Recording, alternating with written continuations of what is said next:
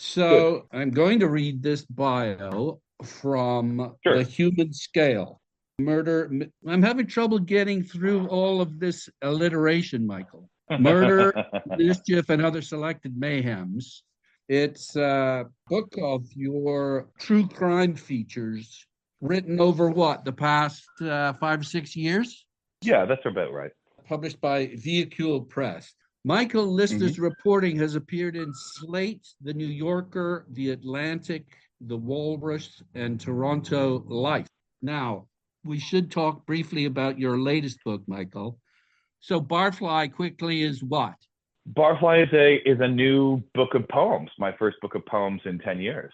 I think the last time I was on the bibliophile, I said I was done with poetry, and you said, I don't think you are. And I was Right. like, oh, this Nigel Beale guy's a fucking idiot. And it turns out you were right, and I didn't even know I had another book of poems in me. We eagerly await that. Is it now available for people to purchase? It comes out on the 4th of June, but it's available for pre-order now. Very good. And that's through Biblioasis, right? That's exactly right. Yes. Michael was the 2017 Margaret Lawrence Fellow, a finalist for the Alan Slate Prize for Journalism, and winner of the 2020 National Magazine Award Gold Medals for both investigative reporting and long form feature writing. His story, The Sting, is being adapted into a television series for Apple TV. TV Plus or Apple TV? I think it's called Apple TV Plus. Okay. So I think that qualifies you as a best practitioner of true crime writing, Michael. Oh, I don't know about that. I mean, there are lots of extremely good crime writers.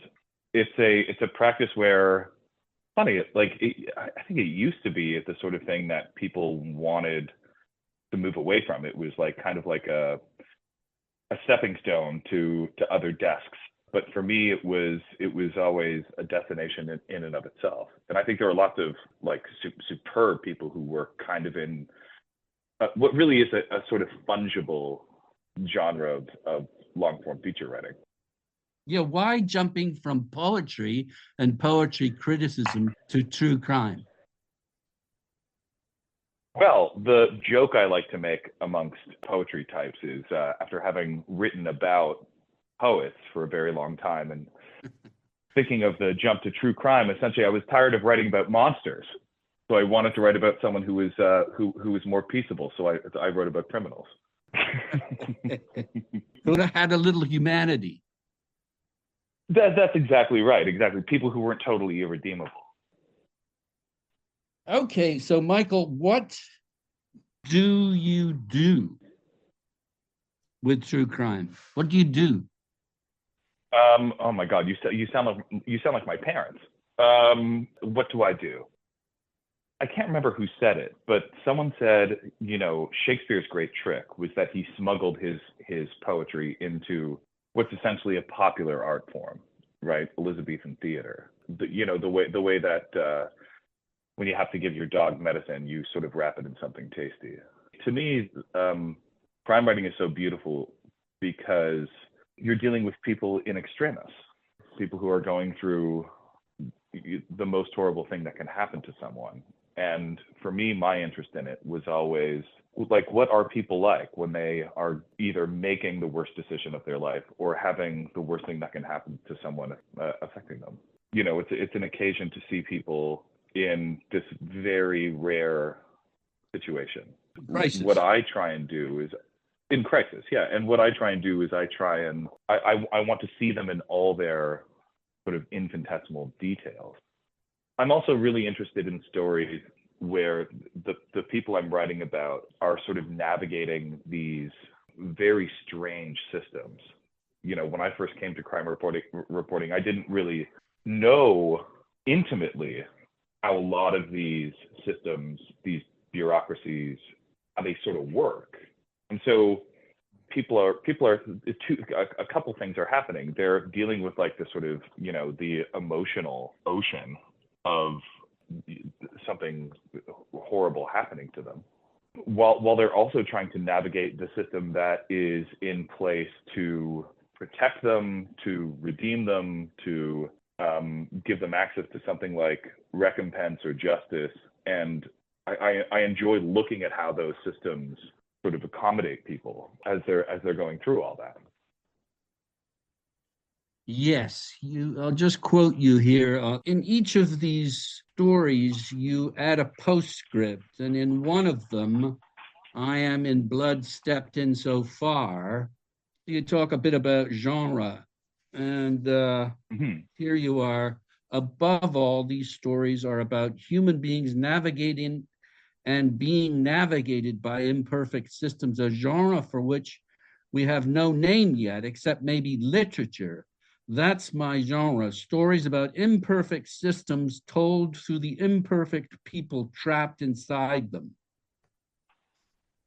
Yeah, I mean that's my approach, and that's the approach of the people that I read, who it so happened sort of worked in this genre in true crime. I think I was being a little bit coy when you asked sort of like why true crime. I mean, it turns out, may I give a little context? Like I was very much steeped in the Canlit world, and then as we talked about in my last appearance on the Bibliophile, I wrote this story about the Griffin Prize.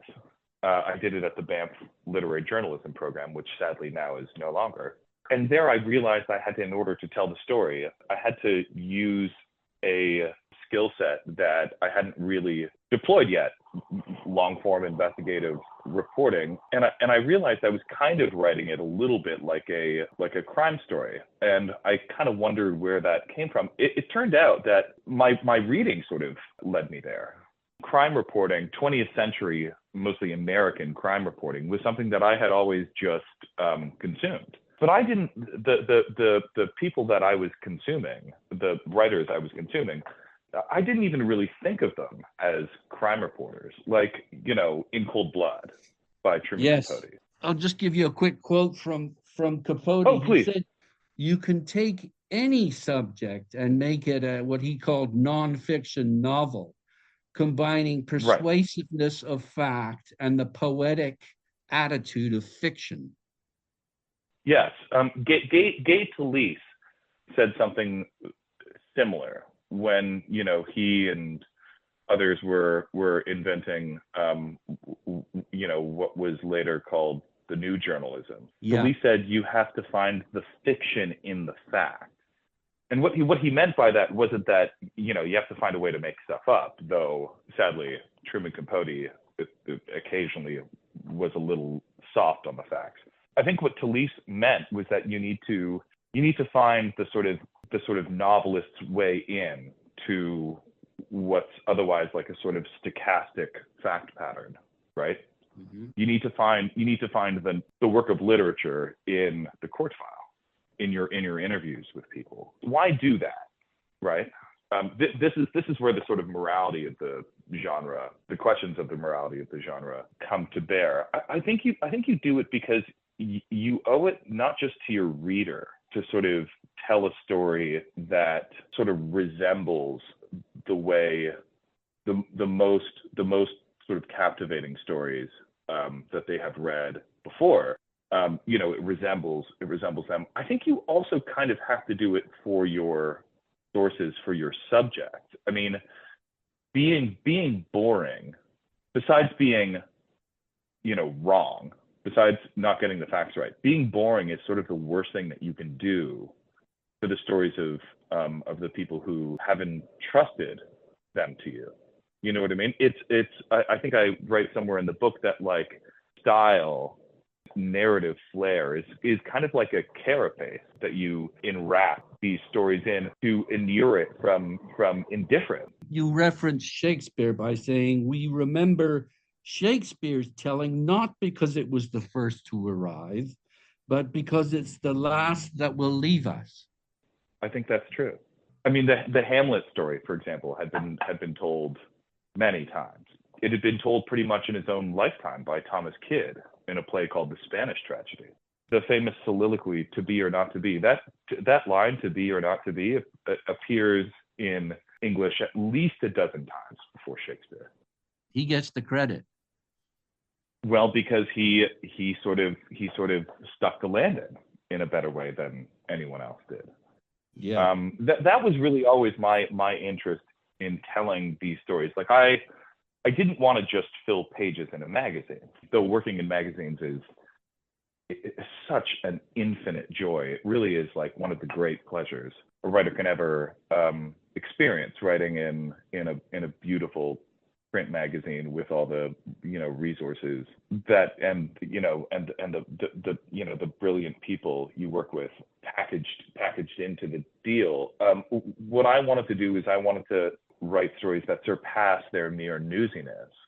Yeah. And have something to say about who we really are, what's in this sort of dark part of our heart, and hopefully come back with something that doesn't wallow in pain and misery, but sort of shows some sort of indefatigable, sort of immortal part of our heart, even when it's being tested most strenuously. Yeah. I want to talk about Capote just because one of his key attributes was being able to listen, getting back to what you do. Now, as you said, his legacy may be questioned, but he was a great writer. There's no question of that.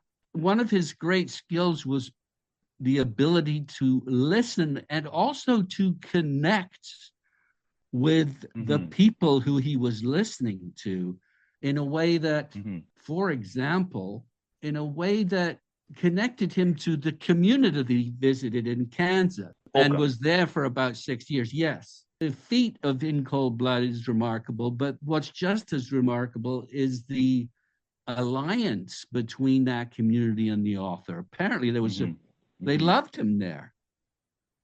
Yes. One of the things I love most about doing this sort of work is connecting with people with whom I would have no other occasion to connect. Either one of two things will happen when you start calling up people who are potential sources for a crime story. Either they'll very reasonably say, a version of like, fuck off. Or, sorry, I've given exclusivity to the guy that called me before you. Right. I never do that. I don't ask for exclusivity because I think it's enormously tawdry. People do not own other people's stories in that way. It's the height of discourtesy to say, hey, can you tell me about your murdered daughter? Also, by the way, can you promise not to tell the Star about it? Like I just think that's really gross. The thing I promise people is I promise to listen, I promise to get it right, and I promise to do it whatever justice I have in my capacity with the English language. And I found that I really and I find that I really love just listening to people. The only time I'm really embarrassed when I go back and listen to recordings of my conversations with sources is when I find I'm talking too much. Like I'll listen back and I'll be like, Lista, shut the fuck up. Don't like this person is trying to tell you something and you're interrupting them with your own stupid little musings. The only thing that makes me cringe in those interviews is my own voice. Yeah. When people are talking, I mean, it gives you access to a version of the human experience, which is unlike anything else you experience in everyday life. It's so sacred. It's so I find it so beautiful, even when it's really hard to hear. I truly do enjoy bearing witness to it in a way that I didn't expect I would when I set out doing crime reporting about, I guess it's like 10 years ago now. But it like the trust that you sort of need in order to be able to tell these stories faithfully it's not something you can jerry rig or force. It's a deeply consensual relationship, and it's one that I think is among the most sacred that exists in writing or reporting, you know? It's not like Yeah. talking to an expert on the phone, doing a quick and dirty news hit, you know? No. Like, so, You're getting to their core, who they are, and their vulnerability. I suppose this is the thing, and you have a responsibility to protect that while well, telling the truth. I think it's like a portrait artist, like sort of rendering someone in all their infinite details, you know? Like I never wanted to be the sort of reporter who was just about the facts. You know, this person Right. did this, then they did this, then they did that. Like I want readers to understand these people in the same way that I do. I want to Right. understand them in all their humanness, because I think what these stories, when they're done well, they're the stories of like individual human beings. Their reason for doing this horrible thing, which has brought someone like me to their front door, it springs out of like the most essentially human part of them. And I want to know what that is, and I want my readers to understand what that is. And to Yeah. get there, like you have to go beyond just the facts. Like you have to understand who someone is at their core, and who the people who are affected by it are at their core. That's the only way you can establish the stakes for a reader and understand how a member of our community can do something infinitely horrible to another member of our community. It's Yeah. only by understanding all the characters involved in their total humanness, you know, and that requires, as I think you rightly point out, a lot of really good listening. Let me quote you to yourself again here, Please, because I never grow tired of it. because their antecedents are so old, they all end up taking on a familiar antique shape and collating themselves into a single genre, which is far from new and isn't simply true crime.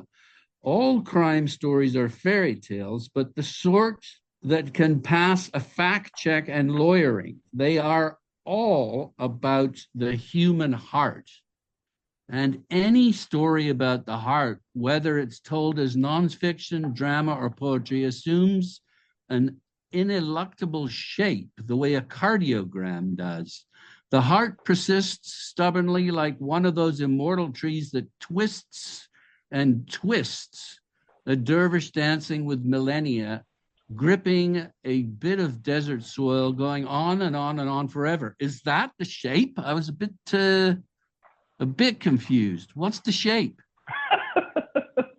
Well, yeah, I think the really good crime stories do resemble something like a fairy tale or a fable. In the end, crime stories are like remarkably simple in a weird way, because deciding to do something really evil in a weird way is, I find the motivation for it is simple, almost boring, almost Right. predictable. You suggest that the individual is cornered, and that they have to use their imagination to sort of get out of the trap. Yes, and criminals tend to be oddly unimaginative.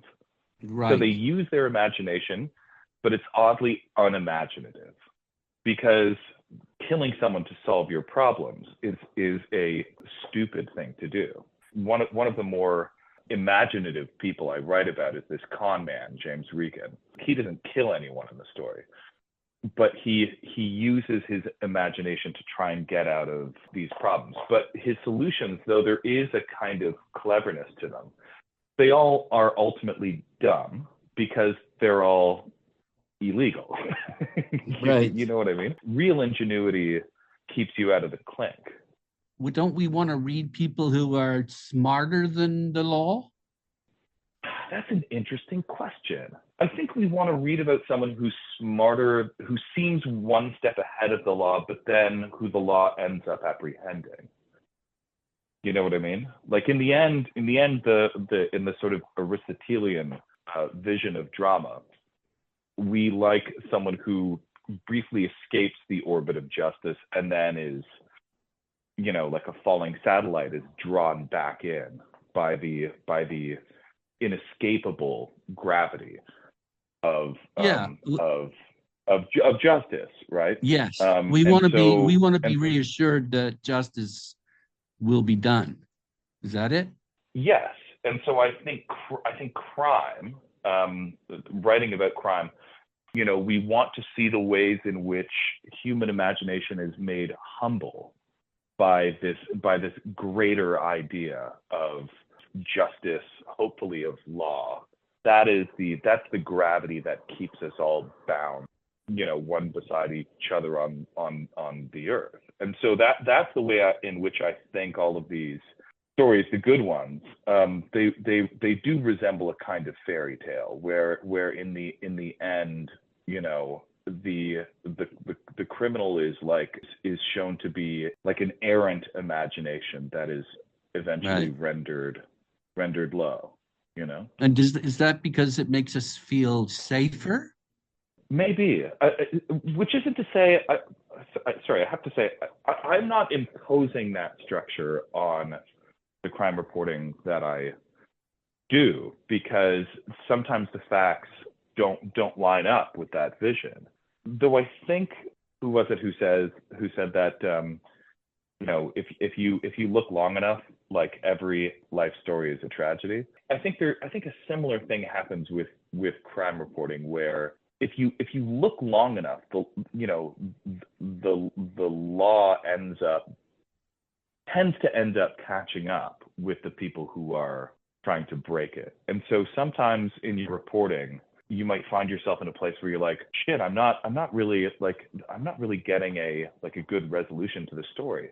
It often takes just like hanging around with the story a little bit longer to find that kind of satisfying resolution. Though again, I don't want to give readers what they want to hear. No. I just think, especially in 2024, it's really hard to get away with serious crimes. Quite hard, in a way that it wasn't in the 1970s, for example. Right? You can't even get into a fender bender and drive off without the law catching up with you now, just sort of because of the way advances in technology have worked. But I don't want to feed people stories that they want to hear. Sometimes I'll be on a story and it's infuriating. I'm thinking of the Paul Schuen story, for example, where a very dangerous doctor was allowed to operate in our city for a long time without being caught, and it kind of took our reporting to really sort of catch up with him. Wasn't it the physicians disciplining body College of Physicians not performing its role? And this is something else that's so good about your pieces, is that it's about the crime, but often, as you say, it's about the system that's not functioning. Like, for example, with the forensic pathologists and the fact that Canada's decades behind the rest of the world. Right. I think about that quote all the time. From the crooked timber of humanity, no straight thing is ever made. I mean, what you realize is these apparatuses of oversight and justice to which we entrust the administration of justice, they too are just such human institutions. You know what I mean? So maybe the world isn't just. It's something that we yearn for, but what you're doing is uncovering the fact that maybe it isn't a just world. It's not that it isn't just. I think it's that justice often tarries. It's a little bit late. It needs your help. But with a good journalist, I think, without trying to sound too much like an advocate, like I have in my mind what I think justice should sort of look like. And when I interrogate not just the subjects, but the sort of the systems and the people who run them, I hopefully ask the questions that I hope a just reader has in their minds. Like, why isn't the system working this way? What's taking so goddamn long? Why is this person allowed to get away with doing all this? And so I hope I have this sense of justice that my readers have, which we all have. That's the democratic spirit. a sense of Sorry, outrage at injustice. I try not to be outraged. I try to be curious with an eye to justice and equity, and to have that sense inform my questions. Yes, okay. Just before we leave it, evil. You talk about the fact that there are new technologies for committing crimes, but no new reasons. Motivation springs forth from feelings that predate even the language to explain them. Evil is a sort of appendix of the soul buried in our bodies, ready to erupt. Do you think that's why crime fiction or true crime is so popular? Yeah. So as I write in the book, I actually had no idea that the true crime boom was sort of happening while I was in it. For me, Yeah. it was just a job. It was an occasion to write in a way that I hadn't, in a genre that I hadn't really written in before. And then all of a sudden, everyone seemed to be really interested in it. I think what we like about true crime is we're weirdly attracted to the danger that may be all around us. And I think this is like a very old sort of evolutionary tick. Yeah. I mean, fear, when you watch mammals play, I mean, they play fighting. They play mortal encounters. Dogs chasing one another. One is trying to get the other one. The other one's trying to escape. I mean, even children do it. Like when I watch my my nieces play tag. When I see like little kids playing with guns, like there's this way in which we're always sort of rehearsing for mortal encounters. Yeah. So in order to better protect ourselves if we come upon that situation. Yes. Right. I mean, the truth. Yes, I think that's true. The truth is that in a place like Canada, we live in a safer time now than we ever have. The same is true in the U.S. Like, even though it seems like America is very dangerous, it is roundly safer than it used to be. And yet Right. we're still attracted to, like, we're attracted to true crime because we want to sort of have it as a kind of atlas by which we can sort of avoid the deep scary waters. I want my true crime writing to be, I know it sounds coarse, but I want it to be entertaining. But I want it to be entertaining the way I want any piece of writing to be entertaining. Yeah. I don't want it to be merely titillating. I also don't want it to be like a sort of boring, it's 11 o'clock, do you know where your children are sort of thing. I don't want it to be like scary for scary's sake. I want it to be like a kind of forensic investigation of what the human heart can do at its most depraved, and see the way the people who should be in charge of mitigating it, how they act. But I mean, Shakespeare was interested in that shit too. You know what I mean? Yeah. Like I think it is an ineluctable subject of literature, because it's like, what makes someone break bad? The thing I think I write in the book, the thing I was always interested in crime for myself was how to avoid becoming it. I was always worried about the state of my soul since I was a little kid. I wanted to figure out how not to be bad. And crime reporting was a way in which I could, in a strange way, take my own temperature. Well, it's interesting how Capote was good friends with the detective as well as the criminals. And as a result, he was able to get to this deeply honest, accurate reflection of human life, human fears and loves. And There was a review of the human scale in the Toronto Star, and the reviewer said I was too soft on the criminals. And as soon as I read that, I was like, shit, I did my job.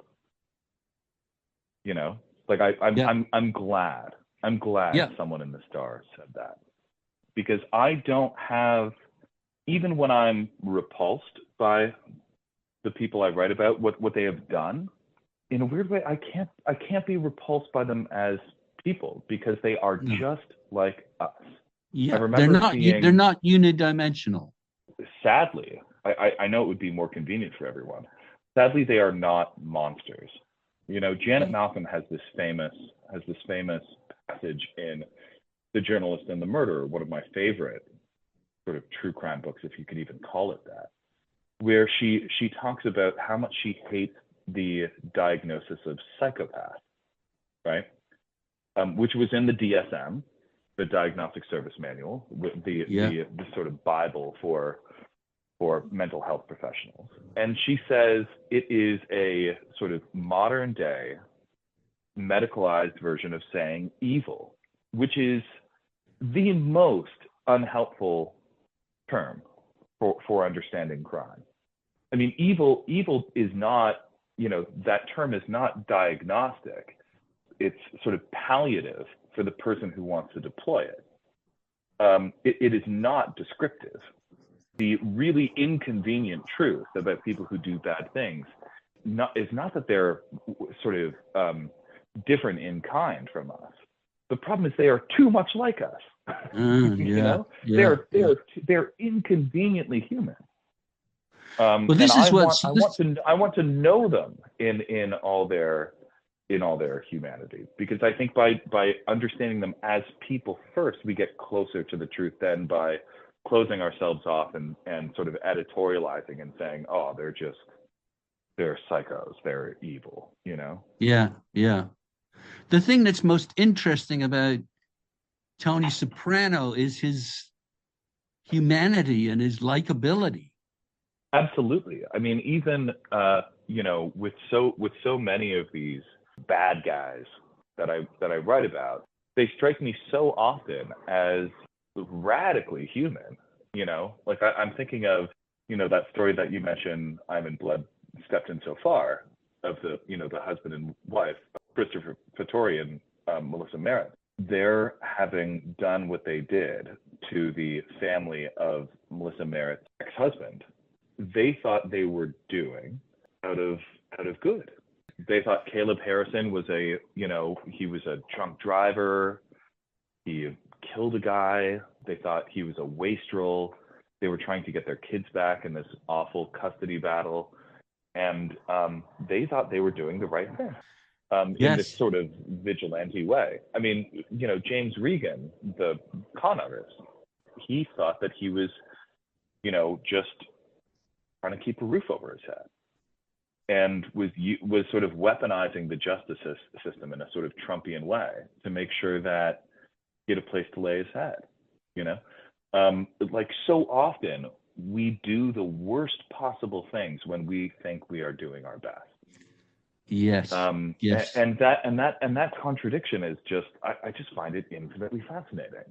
There's a line that sticks with me. I'm not sure where it's from, but it's the disposition to virtue is more dangerous than the disposition to vice, because they don't know that they're doing wrong. Absolutely. I mean, the last time I was on the Bibliophile, I was in the middle of sort of writing a lot of these stories, and I was talking about self-interest, right? And how most of my work now was focused on self-interest, and how it is like it could so often be a perversion of morality. I think all of these stories are a way in which self-interest is sort of followed to its you know, most sort of perverting extreme, and that's why I'm like if I take away any sort of moral lesson from having reported all these stories, it's that one should be very suspicious of one's self-interest, because it can lead you into the darkest possible place. What criteria do you use to determine what cases you're going to explore and write about? So I have been lucky in that I haven't, unlike a lot of writers, I haven't had to pitch many stories. Right. Most of the stories in the human scale were assignments. And I rarely turn an assignment down, almost never. There are stories that I think, to me, ended up being more interesting than others. But to me, there is no boring story. You know, like, Well, there's a boring way to tell a story. that's it. What's that old line? Good stories happen to the people who can tell them. Yeah. You know, I think as soon as as long as you get like enough information to be able to really understand a person, then whatever they do is interesting. Yeah. That's why I kind of feel odd that this body of work is called crime reporting, because I think it's I think they're, in a weird way, they're sort of narrative profile. My primary interest is not necessarily in what they do, but who they are, and Yeah. why who they are allow them to do what they ended up doing. What they did. Yeah. So just winding down slowly here, you've mentioned to me that a number of your stories have been, quote, optioned. And so I want to know why that is. Why do you think your stories, as opposed to hundreds and thousands of other stories, what do you do in them that seems to have made them so appealing to others who want to retell them in their medium? So I'm really not trying to be coy, but I find all of that utterly mysterious. Mystery writing. I think there are right. Like, I'm really trying to answer your question honestly. I think there are a couple reasons. Part of the reason is because there was this true crime boom as I was embarking upon this endeavor of writing these kinds of stories. And again, I'm not lying when I say I didn't quite realize the true crime boom was happening around No, me. but I'm not so interested in the boom. I'm interested in how you wrote them. Like, what did you do to Right. make them so appealing to the I reader and to others in the business? So again, I'm trying to think of the systems, you know what I mean? And so one of the systems, and this is true, one of the systems in which I was operating was that there was this true crime boom, and streaming services were really hungry for what's called intellectual property, and they wanted to buy as much property as sort of possible. I think a lot of this was because of the sort of streaming wars, right? So, the sort of the streamers were trying to gobble up as much content as they could, and there was a huge buying spree for intellectual property. So I think that was part of it. I'm by no means the only person who's had their stories optioned No, Michael. I don't. bought for I mean, I know that, but I want to know why you think your stories were chosen as opposed to other stories. How did you write them? What did you put into them that made them saleable? Yeah, again, it being immensely mysterious to me. I'll hazard a hypothesis. Okay. So film and television always meant as much to me as books did. Right. I'm not one of those writers who proudly says, "Oh, I don't even own a television." You know what I mean? Right. I think one of my most important living artists, never mind living, just artist period, is Martin Scorsese. When I'm in the mood to write a crime story, I do frequently think of Scorsese because of the way that he renders the men who do violence. They're charismatic, they're often like clever but not wise, and the sort of the way that he paces a story with an eye to both pleasing and then horrifying his audience. I mean, I think I bring that true crime stories. Yeah. The way I think about it, Nigel, is when I write a true crime story, I'm not just thinking of getting the facts right, doing right by my sources.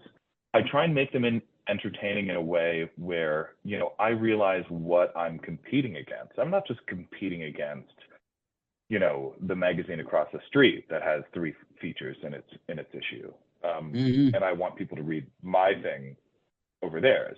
Like I think I'm competing for the attention of my readers. Like I'm competing against YouTube and Netflix and Apple TV and PlayStation. Like I want it to be the most like sort of addictive piece of someone's day that is possible, And so in trying to do that, like, when these stories hit really big, they hit really, really big, hundreds of thousands, millions of, in some cases, millions of readers. And I think when a story does well in that way, there are creative people out there who are like, this doesn't just have to be a magazine story. This could be a TV show. This could be a movie. Right. That's how I want it to unfold in people's minds. And again, that just comes from my interest in making the reader care about these people that I've invested months, sometimes years of my life in. Yes, in fact, I was going to say that. First of all, I've noticed that there's great precision and great detail, and there's also kind of painterly observations that you put into these stories that are endearing, and they make the characters more human. I hope so. I mean, in the end, remember, I went to when I was at Queens doing my undergrad. I was in the theater program and spent a long time, studying theater at the same time that I was like really beginning to write seriously. And so the sort of dramaturgy of it all is always in my mind. I think when nonfiction like this fails, it's when it's like just a sort of like litany of facts.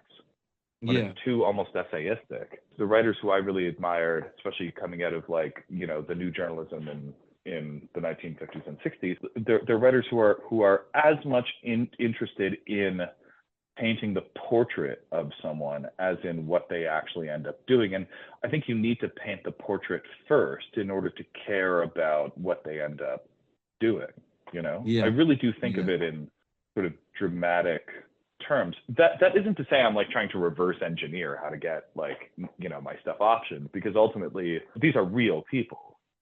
Like I know them. They live, a lot of them live in my city. But I think the way to do anybody justice, I think we think of ourselves in sort of dramatic terms. I think we think of ourselves as kind of like the main characters of this sort of film or play or novel that we live in. And so I want to do them the justice that I think they themselves feel, that they're this sort of main character in this drama that's unfolding. It seems to me that you want the reader to connect with these people the way that you have connected with them, like deeply. Yes, but I also want I want the reader to connect with them in the way that I think they connect, the characters, the sources, the subjects, connect with themselves. When they tell me their story, they're really telling me a version of the story that they tell themselves. If it has the side effect of having Netflix or Apple, Robert Downey Jr. say, let's turn this thing into a TV show or a movie, fine. But ultimately, I'm doing it. It's not just like an aesthetic trick. It's a reflection of how people really think of themselves, and I want my readers to experience that. That's good. Okay, so does that explain how you do what you do? I guess honestly, like it's the process of reporting. It really is about listening. It's about, as Robert Caro says, when it comes to documents, I love documents. It's turning every page. It's digging really deep, fighting like hell to get every single document available. When it's talking to sources, it's listening intensely. And, a lot of these stories have 40, 50 sources, and I'm talking to each of them at least for a couple hours. Many the principals, weeks and months, like hundreds of hours.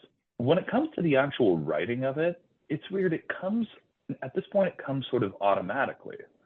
I mean, there's a lot of fiddling I do with it. I mean, I go through dozens of drafts. But once I get the story in my bones, it kind of just sort of comes out in this very strange way. I wish I had more insight into how I do it, but it feels like a kind of excretion. It's just something my body does, like growing hair. You know what I mean? Like it just comes. You're good at growing hair. You are good. Well, from the eyeballs down. Two more big questions, and we'll wrap. Oh, please. Why are you doing this? Why are you doing this instead of being a doctor? Instead of being a doctor. Yeah, wasn't your father a doctor? Well, he is. Yeah. I don't understand the grammar of the question. Why are you doing this? What's wrong with that? Well, I don't know what you mean. Would you ask a lawyer that? Yeah, I would. I'd ask anyone, why are you doing what you're doing? What's wrong? That's perfectly logical question. To me, I in many ways feel like I did not choose writing. Like writing chose me. It's the only thing I'm really good at. I always find people who go into, these odd professions, like being a veterinarian or being an engineer. I'm like, how the fuck did you get into that? Right. Like what? Right. Like really? What? Like why? Yeah. Why? What you do is you ask them the question, why do you do that?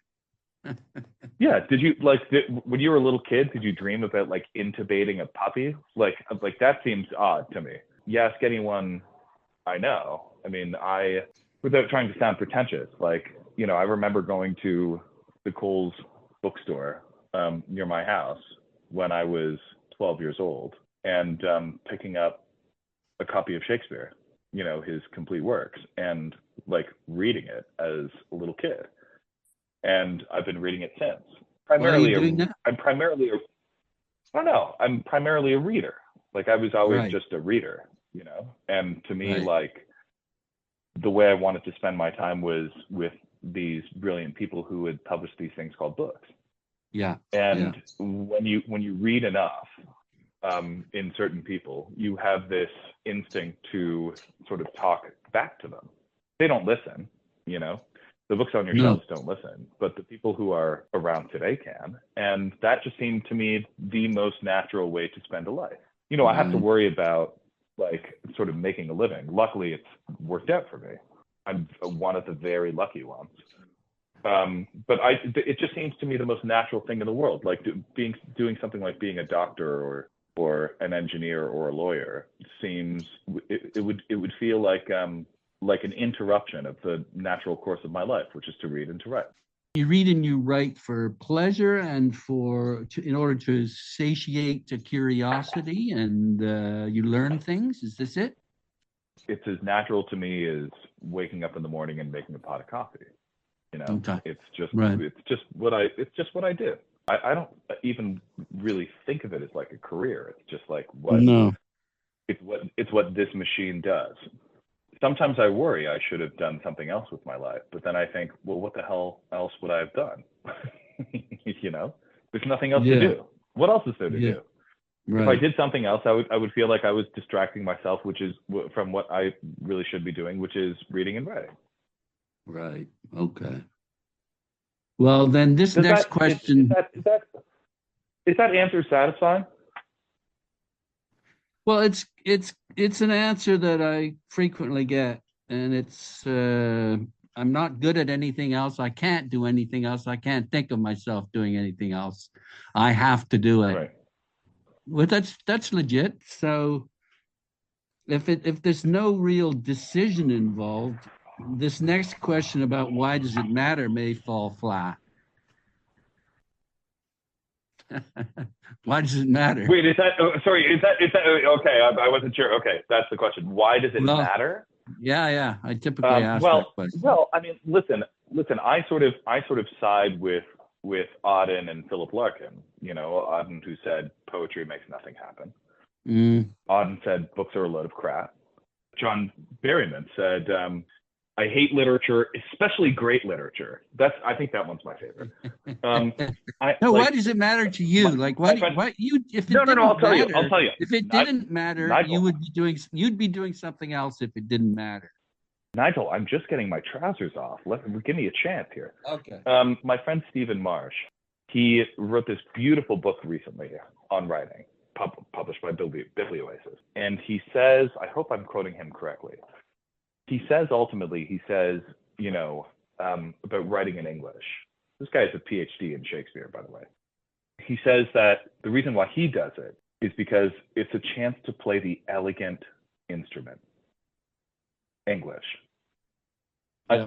That is the way that I really do feel. Like to me, like getting up every morning and being able to play this unbelievably exquisite instrument called the English language is like, I cannot imagine doing anything else. Like sometimes I used to play the saxophone. You know, I was in the concert band in high school, the jazz band. And I remember playing this instrument and thinking, this is not as good as writing. Like it's fine, but it's not as good as writing. To me, like the ability to play this unbelievable instrument called the English language, to be able to to have like, you know, Shakespeare and John Berryman and Truman Capote and Sylvia Plath and Anne Sexton and Emily Dickinson, you know, in my head, in my fingers, and be able to make something new is the only reasonable way to spend a human life. I mean, does it change anything? Will it change the world? I mean, I've been lucky enough in some of my crime stories to have law changed, you know, to send bad guys to jail, you know, which I wasn't intending to do, but it just happened. To have, you know, the CPSO, you know, bend over apologizing for the way that they treated me as an inquisitive citizen, you know, working for people who buy ink by the barrel. I mean, that's fine, but I don't do it for that. I mean, I do it for the people who write me and say, shit, I read this thing and I fucking loved it. I mean, that's delightful. But even if people stopped writing, I would still do it, because it's like it's a way of it essentially, Nigel, is play. Play is for nothing, you know, except joy and entertainment. And it gives me so much joy to be able to play this great orchestra of sound and meaning and music, you know. Right. It gives you pleasure. It gives you pleasure, but playing the instrument matters because it needs to be kept alive by each generation. I don't think of myself as keeping it alive, because I don't know if my work will ultimately matter. I mean, I had the wonderful experience of having my first book, Bloom, being taught in the country's biggest English class at U of T, taught by Nick Mount. Wonderful professor. Wonderful book too, Michael. Wonderful book. Oh, thank you, Nigel. I think you'll like Barfly even more. I doubt it, but I'm willing to be. Willing to be persuaded. Okay. Well, your copy should be arriving soon. To have, like, you know, kids like sort of reading it and thinking about it and having it, like, you know, hit their nerve endings. I mean, you know, moments like that are wonderful, but, like, you know, I just do it. I do it regardless of the effect. I always aim to write to please people, you know, to have it be pleasurable, even when I'm writing about, you know, sort of dark things. Whether or not it will have any sort of long-term historical effect, you can't think about it. No, that's not my question. That's not my question, though. I just want to know Why does writing in general, why does that matter generally? I don't know, because I think that, I mean, if you're obsessed with writing enough to dedicate your life to it, Sorry, not even you particularly, right? just why in general, why does writing matter? Um, my God, Nigel, you're really ending on softball here. Uh, well, I don't know. I mean, like I look at my bookshelf. I'm staring at it right now. There are, I don't know, 6,000 books in my house, and I look at them, and every one is this beautiful, idiosyncratic human voice. Some better than others, obviously. And it just, to me, like, there is the magic of the human voice is something that has given me succor and joy.